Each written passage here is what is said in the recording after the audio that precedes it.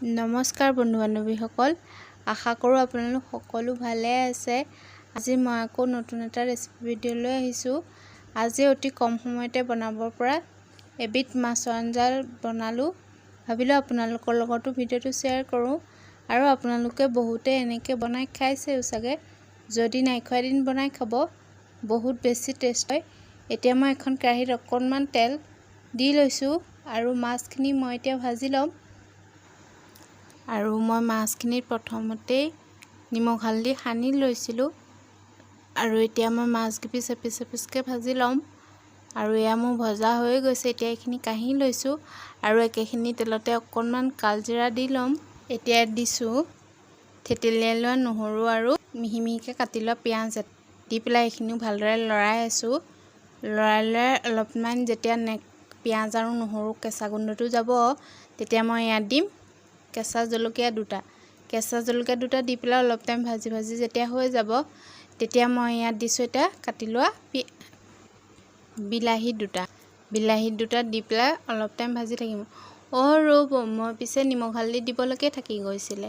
এতিয়া মই ইয়াত দিছোঁ প্ৰয়োজন মতে নিমখ আৰু নিমখ হালধিখিনি দিয়াৰ পিছত অলপ টাইম লৰাই ভাজি থাকিম। আৰু ইয়াত অকণমান মছলা যেনে ৰেড চিলি, জিৰা পাউডাৰ, ধনিয়া পাউডাৰ। মোৰ পিছে জিৰা পাউডাৰ দিয়া ভিডিঅ'টো স্কিপেই হৈ থাকিলে। আপোনালোকক এটা সৰু ৰিকুৱেষ্ট কৰিছোঁ, ভিডিঅ'টো যদি চাই ভাল লাগে তেন্তে লাইক এটা কৰি দিব। আৰু এইখিনিও মোৰ ভজা হৈয়ে গৈছে। এতিয়া ইয়াত দিম মই কাটি লোৱা আলু দুটা যদি আপোনালোকে প্ৰথমতে ভাজি লয় তেতিয়াহ'লে ভালেই, কিন্তু মই নাই ভজাৰ বাবে পানী অকণ দি পেলাই এইখিনি অলপ টাইম ভাজি থাকিম, কাৰণ আলুখিনি সিজিবলৈ টাইম লাগিব। সেইকাৰণে পানী অকণ দি পেলাই ভাজি থাকিম। আৰু এয়া দেখিছেনে, মোৰ ভজা হৈয়ে গৈছে। এতিয়া মই আঞ্জাৰ বাবে পানী দি দিছোঁ আৰু আপোনালোকে নিজৰ জোখমতে দিব পানীটো।